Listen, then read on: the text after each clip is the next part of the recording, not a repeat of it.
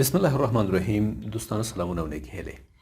په نن درس کې موږ تاسې په ټاسک بار مینو کې پیپل اپلیکیشن وایو.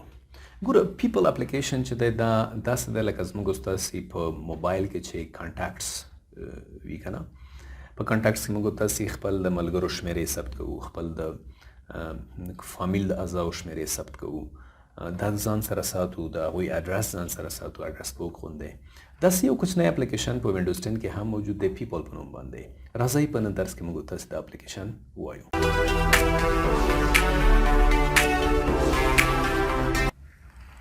ملګرو کله چې موږ تاسې په ټاسک بار باندې ښی کلیک وکړو، موږ تاسې ته دلته شو پیپل آن د ټاسک بار دا اپشن موږ ته خلاصیږي. کله چې موږ په دې باندې کلیک کوو د مایکروسافټ ټول بار به زه لرې کړم، زه به راشم ټول بار ستا مایکروسافټ به لرې کړم. دا زموږ د پیپل اپلیکیشن دی. په دې باندې که موږ کلیک وکړو، دلته موږ کولی شو خپل ملګري په دې ساحه کې څنګه کړو، اډ کړو. که فایند باندې زه کلیک وکړم، ځینې نومونه پخوا ما دلته اډ کړي دي. لکه وګورئ علي باندې زه کلیک وکړم، د علي ماته مکمل ډیټا راکول کیږي، کنټاکټ شمیره یې د کومه یوه ده، که نور معلومات سکایپ وغیره ما دلته داخل کړي وي، هغه ټول معلومات ما ته د دې څنګه کیږي په لاس باندې راځي. دا د علي په اړه باندې په دې اپلیکیشن کې مکمل معلومات دي. ایډیټ کولی هم شو. فرضاً زه یو نوی شخص دلته اډ کوم، نو ګوره زه په دې پیپل په دې اپلیکیشن باندې کلیک کوم، بیا په دغه ساحه باندې کلیک کوم، په دې زه کلیک وکړم نیو کنټاکټ، یو نوی شخص زه اډ کوم. اډ فوټوز په واسطه زه کولی شم د دې شخص تصویر څنګه کومه راواخلم، د البمز کې وي یا په کومو فولډرونو کې موجود وي، د هغې فولډرونو څخه زه څنګه کولی شم دا تصویر راخیستلی شم. صحیح ده؟ په همدې پکچرز فولډر کې باید موږ د دې تصویر واچو، د هماغه ځای څخه موږ څه کولی شو د دې تصویران راخیستلی شو. بل موږ تاسې دلته نیم لرو. فرضاً زه یو نوی شخص ځان سره ثبت کوم، حمزه په نوم باندې، د ده د ټلیفون شمیره ده فرضاً 0 د د ټلیفون شمیره ده. همداسې د پرسنل ایمیل اډرس دی، فرضاً hamza@gmail.com. د اډرس هم زه لیکم، فرضاً هوم اډرس زه لیکم، زه لیکم فرضاً چې کابل سیټي، داسې یو اډرس مې ولیکه. دې څخه وروسته دا سیف کوم. حمزه ما ځان سره څنګه که ثبت مې که.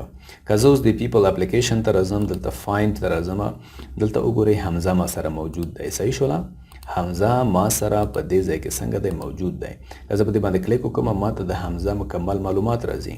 که زه میل کول ورته غواړم، ځکه د حمزه میل خو ما سره تیار موجود دی، یا پیپل باندې کلیک وکړم، ما ته د کانټاکټس ایمیل اډرس او همدارنګه د هوم یا د کور اډرس ما ته څنګه کېږي راځي. نور زیات معلومات موږ تاسو که دې سره کنورسیشن کړی وي، ځینې خبرې مو کړي وي، هغه زیات معلومات هم موږ دلته څنګه کولی شو لاسته راوړلی شو.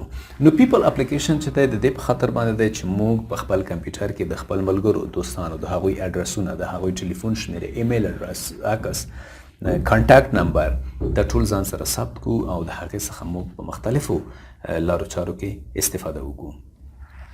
بل مهم سیز ملګرو دلته موږ تاسې که په دې باندې کلیک وکړو، ګوره اوس اوکې دی. که بیا پرې باندې کلیک وکړم، هغه پیپل به د ټاسک بار څخه ختم شي. شو وینډوز انک ورک سپیس بټن، شوز کیبورډ او همدارنګه ټچ پیډ بټن، هر یو باندې زه کلیک کوم، دلته هغه راښکاره کېږي، بیرته ور باندې کلیک کوو، هغه د منځه ځي. شو کیبورډ بټن دلته ټچ کیبورډ راځي، بیا ور باندې کلیک کوم، ټچ کیبورډ ختم شي. همدارنګه شو ټچ پیډ بټن باندې که زه کلیک وکړم، ما ته ټچ پیډ دلته خلاصیږي، او که بیا زه دلته راشم شو ټچ پیډ بټن باندې کلیک وکړم، ټچ پیډ به ختم شي. دا ملګرو زموږ ستاسې د نن ورځې درس چې په نن درس کې عمده موضوع چې وه هغه پیپل اپلیکیشن و چې موږ تاسې په دې درس کې وویلې. امید دی چې تاسو به د درس څخه ډېر څه زده کړي وي.